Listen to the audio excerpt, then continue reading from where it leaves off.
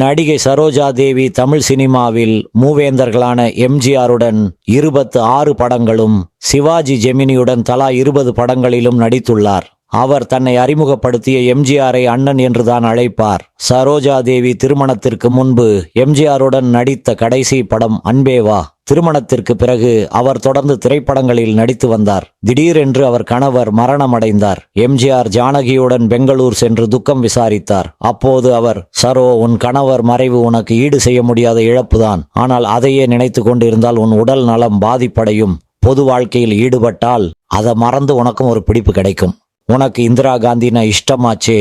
நீ விருப்பப்பட்டா சொல், ராஜீவ் காந்தியிடம் பேசி உன்னை காங்கிரஸ் கட்சியில் சேர்த்து விடுகிறேன் என்றார்.